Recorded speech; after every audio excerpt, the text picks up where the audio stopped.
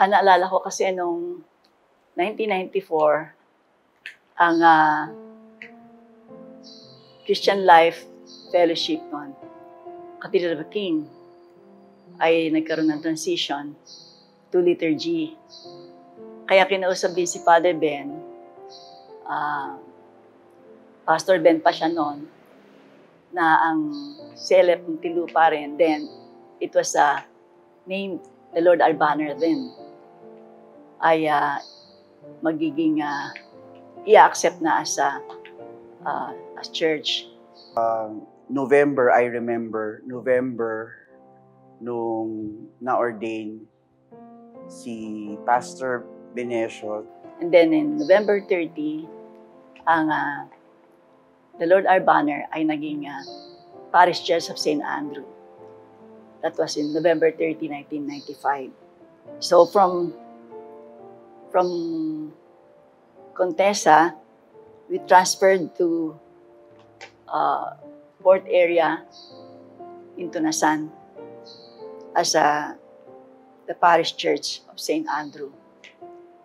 A growing church filled with believers who know God and who will make Him known. Since every time na merong mga problema o mga dapat gagawin, nagtatanong tayo sa Lord. Nag-pray and fast kami. Paano ba? Saan ba to? Lilipat ba na naman kami ulit? So sabi namin sa Lord, paano ba to, Lord? Saan ba kami? Tapos na-receive naman namin na maghanap-hanap kami. Maghanap-hanap. Lahat kami naghahanap-hanap. Tapos nakita namin itong lugar nito, pinakatayo ng St. Andrew. Basurahan to eh. Basurahan na parang hindi mo mapapansin. Kasi maraming dawag, yung damo, yung mga basura. Pero nalid kami na kausapin yung may-ari. Kung pwede naming ma-rent yung lugar, yung lupa. Pumayag naman siya. Dumating yung time na nagpatayo na kami dito. Hanggang sa naitayo na to, na nalaman namin, nagba-back out na yung may-ari ulit. Ayaw na niya ulit. So ang ginawa niya, dinoble niya yung presyo na dapat ganun lang para bitawan namin. Pero salamat sa Diyos dahil nakita naman nila Bishop Hines dati na konkreto ito, hindi basta-basta magigiba. Kaya pumayag na din sila. Binigyan nila yung pinag-usapan hanggang sa nabuo ito. Importante kasi yung pagsisik natin sa Lord. Kasi diyan siya nagbibigay ng direksyon.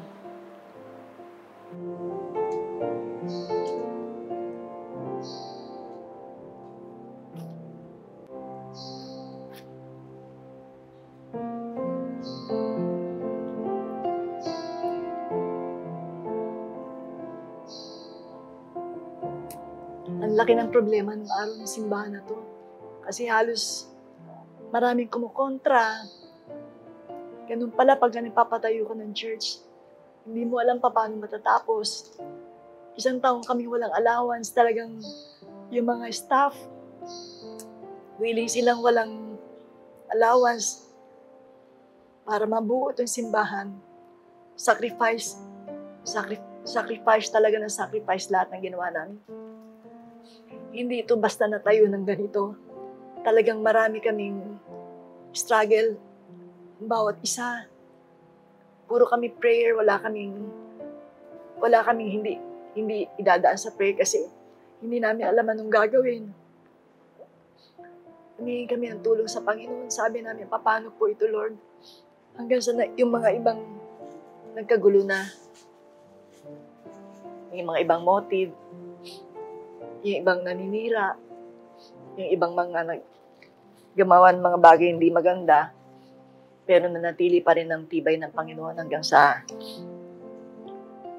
nag-decide si Pastor Thomas noon, Bishop Hines, na ilipat muna kami sa katedral dahil nga madaming problema dito na yung pinipersonal na yung mga pag-atake.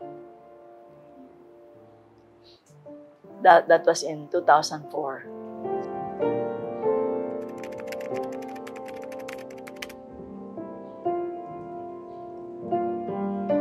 Good day to all, and the grace and peace of our God, our Lord Jesus Christ, and the fellowship of the Holy Spirit be with you.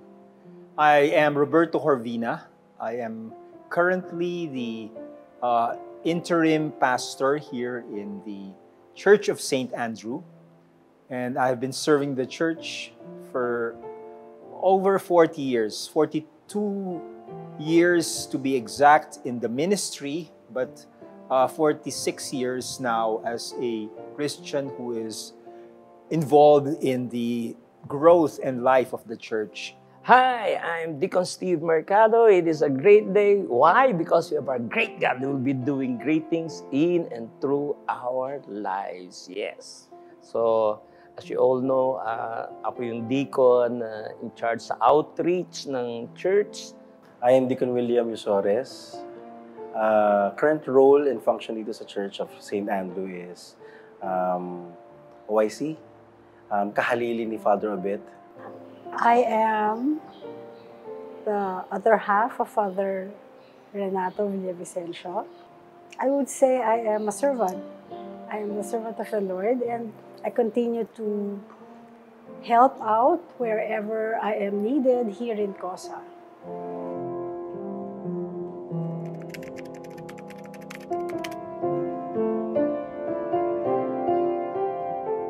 As I mentioned earlier, I started way back in the early 80s, and it has been a family thing. My parents have brought me to the church, which was then Makati Christian Center, which eventually became Christian Life Fellowship.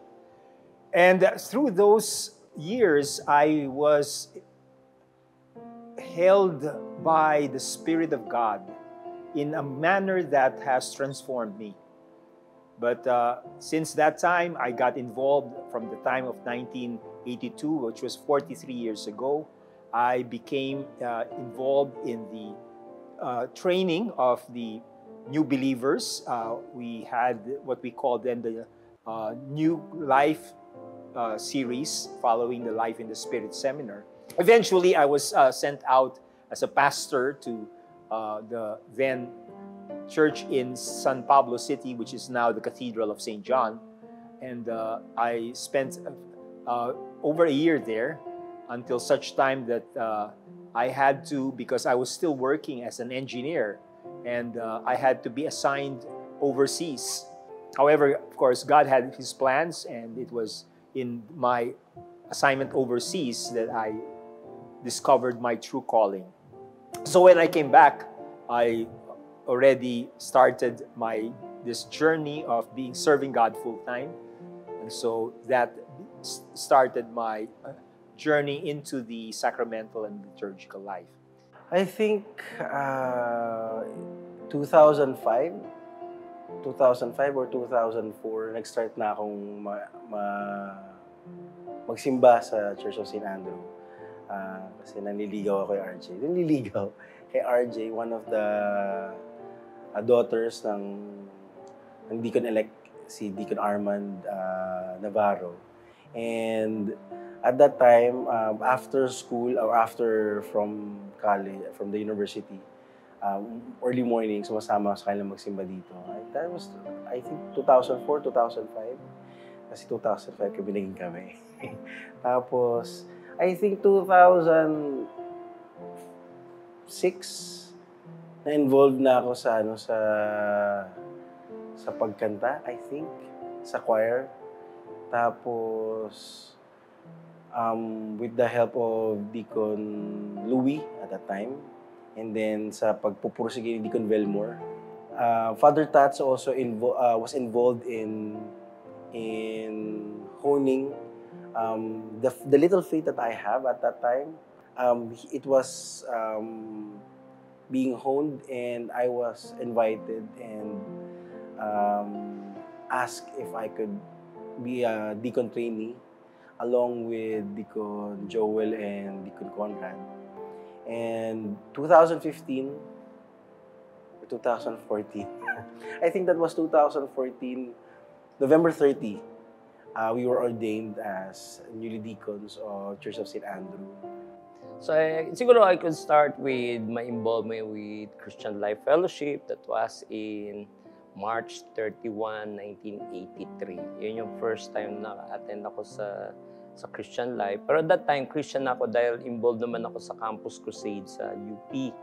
So when somebody invited us sa Christian Life, that was in March 31, that was the time na, wow, ang sarap ng food, no? Spiritual food, the things that being shared sa Christian Life. And so, fast forward natin, yung journey ng Christian Life, we know, I'm thankful na naging part ako, no? Until I found out na meron palang Church of St. Andrew dito sa Muntinlupa. Okay, we started out in CLF in 1989. And hindi kami kaagad nag-involve. Actually, it was Father Tats who first got into the outreaches, yung ministry, special projects ministry. And then we were also in the couples ministry, pre-marriage class ng COTK, CLF pa at that time. And then the journey just went on until he was called to the priesthood in 2005 na yon. For permanence daw, na isa lang yung tatay, hindi maraming tatay. Siya yung inilagay dito.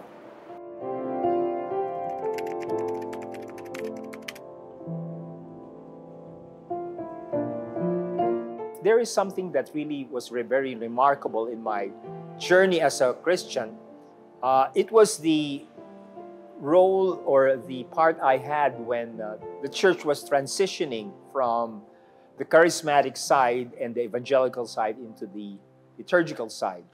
As you all know, we are now part of the Charismatic Episcopal Church, the communion, the international communion of this church. And it was way back in 1993, July 16, when that first meeting took place between then Archbishop Adler and Archbishop Hines. And I had the great privilege and honor to be part of that meeting. But it was a real breakthrough in terms of the life of the church to come into the sacramental liturgical side and stream of the church. Being involved in the Church of St. Andrew, I have the privilege to share and help the church continue to grow and navigate themselves through the things that God is wanting them to do. Yung development from kinumbinsi ako ni Father Tats na maging deacon trainee, kasabay ng mga nasabi ko po kanina. Then eventually, I have to, not really to make a decision, but to focus my strength and weaknesses thereof sa pagsisilbi sa Parish Church of St. Andrew. Father Tats, Jesus Christ, I think, through Father Tats, invited me to become a deacon, and then sinugundahan ni Deacon Velmar at that time. Then, after 2 years, naging deacon na rin kami.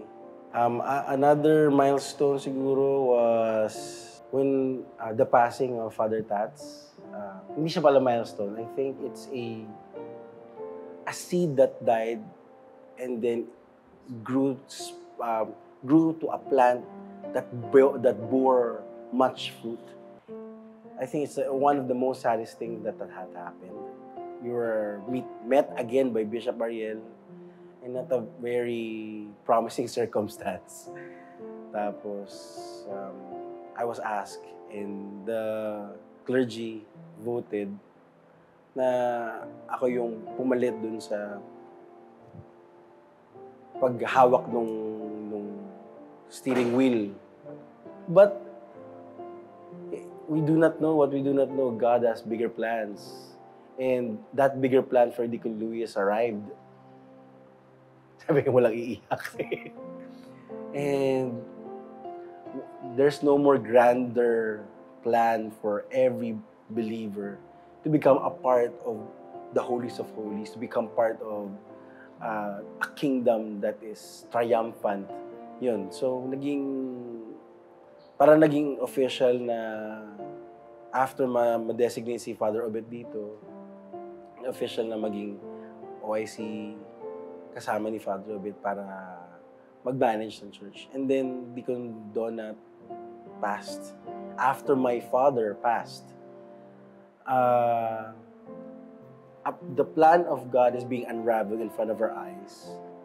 And their passing climax doon sa sinabi ni Bishop Arel na kailangan ng decision if I will become a priest. Siyempre, ang unang flashback sa akin is yung the early days sa youth ministry. Imagine, there was a time na nagkaroling kami, we raised more than 5,000. Yes. Talagang awesome yung mga feelings. So, yun, the good old days ng youth ministry, that's one thing that I always look back. I would say how little by little the church grew, and how he was able to encourage people to commit to ministry and help out in many ways, many different ways, na maka-reach out tayo sa labas.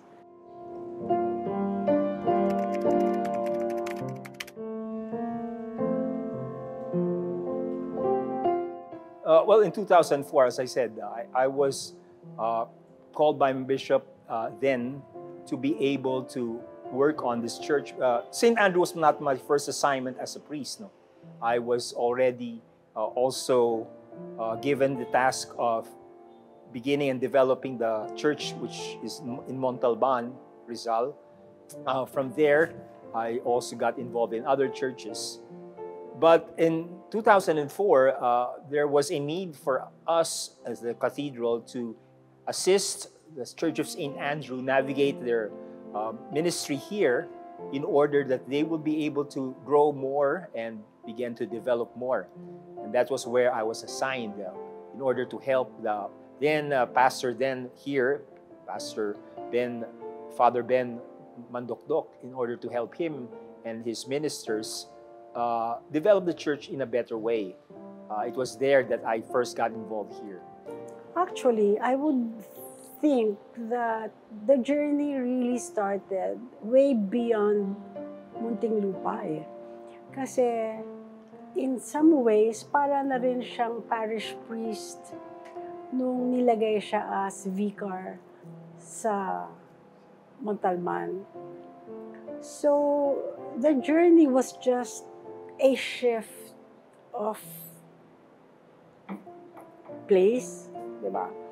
So when we moved here, basically, it's a journey that was inspired by the teachings of Archbishop Hines.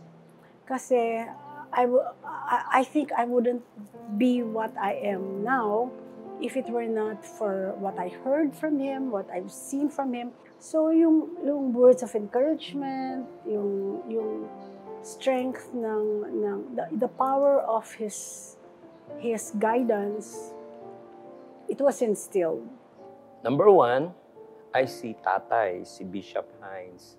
Under his leadership talaga yung training sa CLF is talagang tough, pero it create a discipline in our lifestyle, especially sa commitment. Then when it comes to more information, more knowledge, ganyan, na parang, wow, ganun pala yun, it's through Father Rocky. Tapos, of course, si Father Taps, kasi doon ko naman nakuha yung kanyang, yung heart for others. Grabe. Sa kanya, walang masamang tinapay. And then si Father Obet naman, yan, currently is our mentor and continue to learn. Sa kanya naman, na isang na-inspire ako is yung whenever you come up with something, the church, always think of the people. Isa pala yung sa turning point na si Albert, kung nasaan man siya ngayon, si Albert ay ginamit ng Panginoon upang, upang mapakita sa akin kung ano ba talaga yung what am I prepared for and what God has prepared for me to do. It was vivid sa akin ngayon while doing this interview. Yung nasa daan ako, papunta para sunduin si Albert. Nasa kahabaan ako ng Calax nun. Tapos sabi sa akin, Lord, this is what I prepared for you to do. Dito sa kahabaan na yung umiiyak ako kasi sabi ko, one, I am not ready. One, I'm not equipped in a sense. But sabi nga ng asawa ko, sabi nga ni RJ, we are not meant to compare ourselves to the faith of others because God will meet where our faith is. And with that, there's an assurance na hindi ako mag-isa. Hindi ako mag-isa. Two, it's a journey with a community believing the center is Christ. Yan.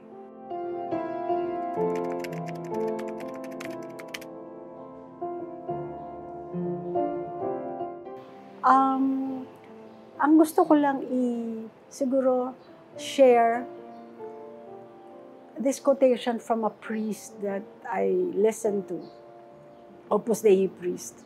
And he said, do not live in the past because you will have so many regrets. And do not live in the future. You will have too much stress. Live in the present because God is in the present. So, yun yung gusto kong ma-instill sa tao din natin. Live in the present. Because the present is God's gift. So, if there's a verse that it's marked in my heart, I would say it's that. All things work together for good. Yung 2 Corinthians 12:9, ito yung sinabi ni Paul na he asked for the thorn to be taken out of him. Pero ang sabi ng Lord, my grace is sufficient for you. So, for when I am weak, then I am strong. So, I'll always hold fast to the sufficiency of God's grace sa mga pinagdadaanan kong situation. Laging, Lord, your grace is sufficient for me. Sabi nga ni Father Obet, there are two facts that you need to know. That one, there's a God, and two, that you are not God. And by remembering that, it gives you joy. Ngayon, I was able to, with the help of my son, Psalm 23, the Lord is my shepherd, I shall not want. Makes me lie down in green pastures, he leads me beside quiet waters. When there's uncertainty dun sa personality ko to be a shepherd to people, to be even a leader to the ministry. By praying yung Psalm 23, I think I've becoming adept in tapping to the rivers of the Lord to calm myself and be able to smile still.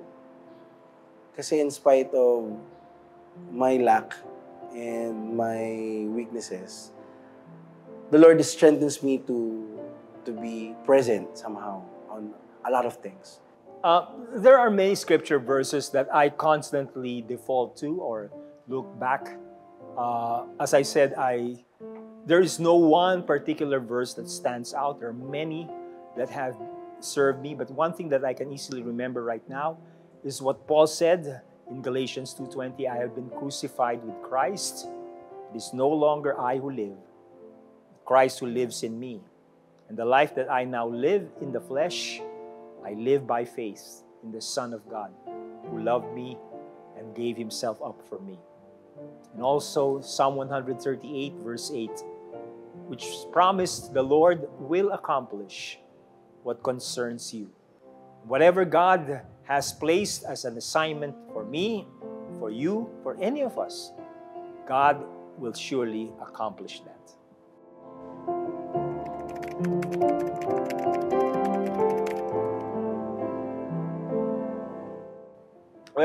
that year was, of course, a bittersweet year for us. We were at the verge of, as not only as a church, but as a nation, as a world, we were at the verge of the pandemic, the whole pandemic that has gripped the whole world. Kasi prior to pandemic, we know what happened, di ba? Father Tats died, passed away.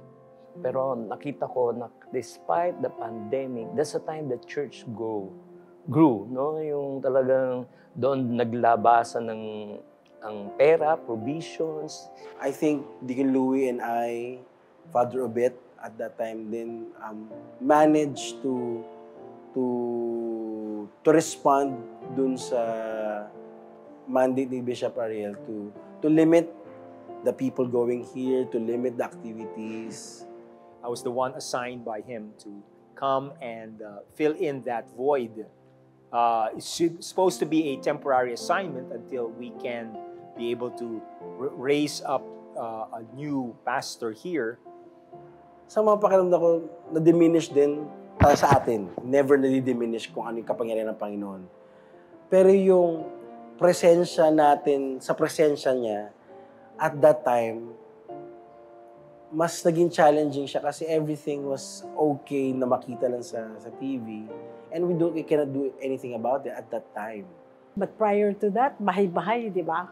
All the deacons were at home, giving homilies. Talagang, I believe, humina ang simbahan when the Eucharist was not given out. Humina in the sense na hirap tayong bumalik eh. Remember, I was weak at the time, lalo na kasi kamamatay din ni Father eh. At the time when Father Tats passed away, the Lord made use of the pandemic situation to cushion the grip ng tao. As you all know, we have lost great men of leaders in this church. You know, we had, of course, Deacon Luis Balbin. We had Deacon Donato Anastasio, great men of God, very faithful men who were supposed to assume leadership in the church, but for one reason or another, they are now in the glorious presence of the Lord. We were able to rise up on to meet the need of the people na may makita pa rin with the altar at the background, with the setting. And then we were able to do activities such as yung They Will Be Done at the time, talagang hindi pwede sa on-site, kaya online pa rin siya. We were able to adjust. Ang pinaka-challenging sa lahat ng yun is yung tapos na yung pandemic. People, me too, have a sense of complacency na, pwede naman pala sa TV. But I think now it's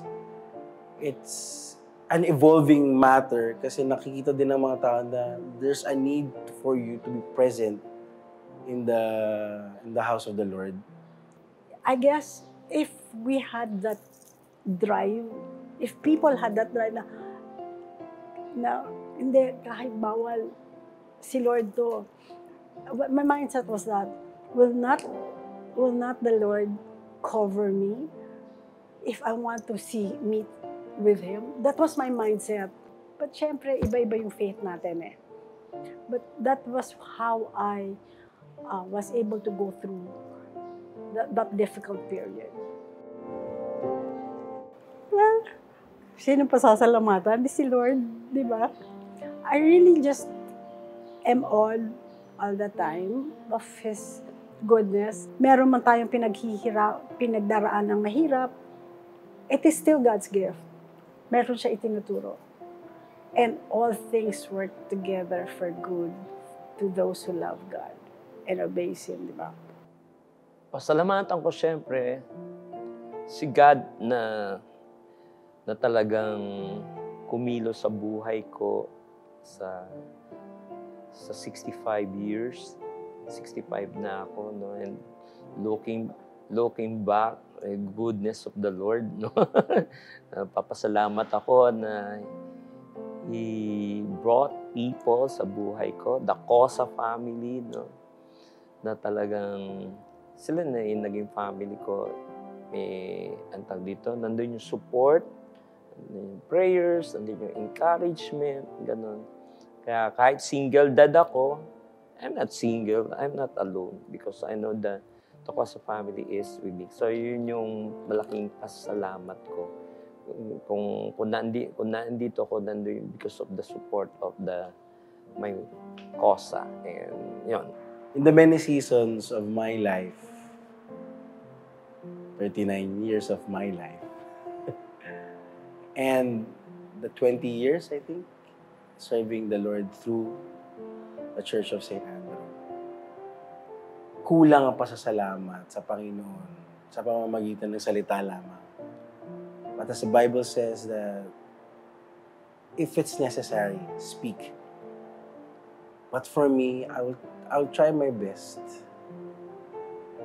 to express that gratefulness by being present, by doing His work, and try that flow of blessing from the heavenly kingdom flow through this church, through me, and through my wife, through my sons, to my family, and continually praise and thank the Lord for everything that is done to us and for us. Yeah, of course, it's always been something that I've tried to do, to always give God all the glory and the honor, and to give Him thanks for whatever accomplishments that I may think has been an effect of my ministry is really His accomplishment. I am only but a vessel that He has used in order to do His work. I'm thankful for that. I'm thankful for the people that He has given me, because the work is not mine. The work is the body of Christ. We are the physical representation of Christ here on earth. And no man is going to claim the monopoly of the task. We all are part of each other, and we all depend on one another, interdependently as a body of Christ here on earth. So I'm thankful to God and to the people that He has given me.